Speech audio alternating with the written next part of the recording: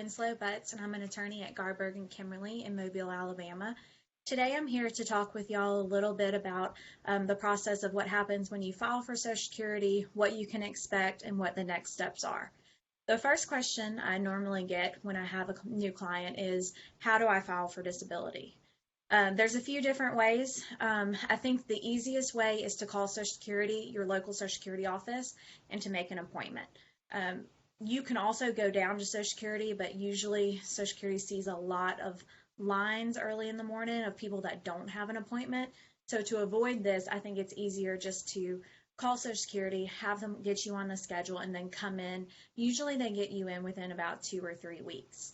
You can also file for Social Security disability online on Social Security's website. Their website is www.ssa.gov.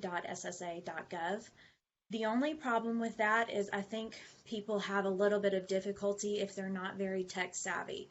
Sometimes people will file for disability online, think that their application has been processed, but it could be that they forgot to do the final page or they didn't hit submit, and so their application never actually gets to Social Security. So if you think you have a good firm grasp with the internet, then I would say online is also a suitable option. Normally what happens once you file online is Social Security will call you if they didn't get any information, just so that they can tell you what they're still missing from your online application. The normal process right now for once you file your initial application for Social Security is about 3 to 5 months. And throughout that process, Social Security will assign you a caseworker. Some people's caseworkers call them a lot. Some people, they never really hear from their caseworker except maybe 1 or 2 times. But normally your caseworker will reach out to you within the first few weeks of you filing for Social Security, and they'll ask you some basic questions. A big thing they'll ask is your work history. So where have you worked within the last 15 years? 15 years for Social Security is what they call the relevant period. So even if you've worked jobs for a while, but they were several 20, 25 years back, Social Security isn't necessarily concerned with those jobs. It's only jobs within the first 15 years. The caseworker will tell you that she or he is going to send you some forms, and then they will expect you to get them back within 10 days. The first set of forms that they're going to send you is called your function report. And what this is just a packet of different questions from Social Security that ask you how you function each day. So they'll ask you what you do from when you wake up to when you go to bed, what activities you do outside your house, do you socialize, do you do yard work, grocery shopping, that sort of stuff. The main thing with function reports is to just make sure that you are completely honest when you're filling out the function reports, because sometimes people are either embarrassed or they don't want other people to know just how bad off they are because of their disability. But Social Security is going to use these reports when deciding if you are disabled or not. So it's very important that when you're when you're completing your function reports, that you are completely honest with what problems you're having. If you're having problems doing laundry, or if somebody is having to come to your house to clean because you can't do it anymore, you need to make sure that you put that on your function reports. And it's okay if you need to take more space than what they actually give you. Normally, Social Security only gives you a few lines to answer a question. So if you need more space, always add an additional paper. I also would recommend making a copy of the function report, a blank copy first when you first get it, just in case you make a mistake and you want to go back and fill it out again. They also might send you what's called a third-party function report, and what that is just the same thing as what you fill out, but they want somebody close to you to fill it out for you. So either a spouse, a friend, a child if they're an adult child, a parent, somebody that knows you and knows how limited you are because of your disability. So they usually have somebody that they will ask to fill that out for you. And just make sure whoever fills it out is the same thing, that they are completely honest with the problems that you are having. You don't want to understate your abilities because you're embarrassed of what limitations you actually have from your disability. Because Social Security is going to use that in their decision-making process, and they're also going to use whatever your spouse fills out or your parent fills out to decide if you are disabled or not. The other thing with the function reports is normally Social Security gives a person 10 days to complete the function report. So sometimes when people get it, the deadline is almost already up because it doesn't actually get mailed on the date that it's dated. So check the date as soon as you get a function report and make sure that you have it within the 10 days, or call your caseworker if you are not going to be able to have it completed within the 10 days. And definitely throughout this process, if you have questions about how it goes, always contact an attorney. I'll get into that a little bit later. But the function report is one of the first things that Social Security sends you. They also, in that packet, will send you a work history report. And that is when they want to go into all the jobs that you've done within the last 15 years. So it will have you describe how you performed that job, how much you made, how long you were standing, how long you were walking.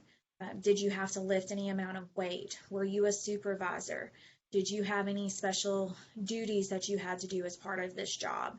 So again, that it's important when you're filling out this report to sit down and think about it before you fill it out, because it's very important, especially the standing, walking, and lifting limitations.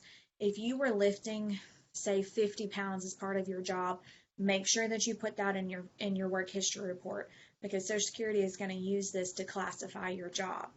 Also, a lot of people, when they ask about the supervisors and their supervisory task, people sometimes, they weren't actually supervisors, or they were a working supervisor. So it's you need to make clear the distinction if you were a supervisor or if you weren't. Could you hire and fire people? Did you make people's schedules? Did you do inventory? So it's very important that you write down exactly what you did, and that you don't have to be overly simplified, even though they only give you a few pages. Again, if you need more lines, you're always allowed to add an extra piece of paper to thoroughly describe your work. So they'll want you to do that for any job you've had in the last 15 years. Right now, that would go back to 2004. So your function report, your work history report. Another thing Social Security might do when you first apply is they might want to send you to one of their doctors. These are called consultative examinations, or CEs. And what that is just a doctor that Social Security will pay for. You don't have to pay for it. Social Security will. You just have to go, and you have to bring your ID, and you have to cooperate with the doctor. Most of the time, Social Security will send you a letter telling you when your doctor's appointment is, where it is, and if you need to bring your medication list. That will all be on the letter. And the doctors range from psychologists to orthopedists, neurologists, pulmonologists. They can also do x-rays. They can do pulmonary function tests, blood work. There's a whole bunch of different options that Social Security has on these CE appointments. The only thing they can't do is MRIs. But Social Security, your caseworker will order these examinations if they feel like they need more to decide your claim. If you're not seeing a lot of doctors on your own, or if there's two differing opinions from your doctor, Social Security might send you to one of their doctors. I always let my clients know when they go to these CE appointments is to do everything that the doctor asks you to do. If the doctor asks you to bend over and touch your toes, make sure to do that, because they want to see what your limitations are and what you're not able to do. So at least try everything that the doctor asks you, and make sure you give your best effort, because if you don't, they might say that you're not cooperative. So that usually comes along, I would say, 2 to 3 months within the process of filing. Normally, sending somebody to a CE is one of the last things that Social Security does before they make a decision.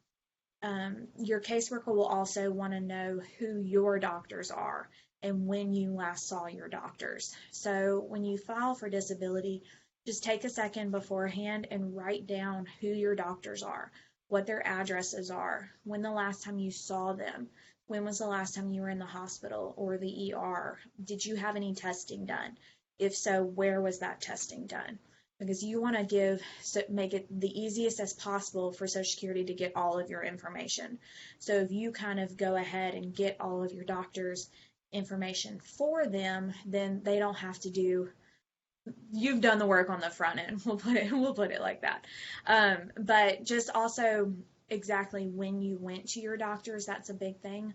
A lot of times clients can't remember how long it's been since they went to the doctor, or they don't remember their doctor's names. So that is very important when getting your medical records, because if Social Security can't find where your doctor is or when you saw them, then they're not going to get the records, and that won't be able to be used to see if you're disabled or not.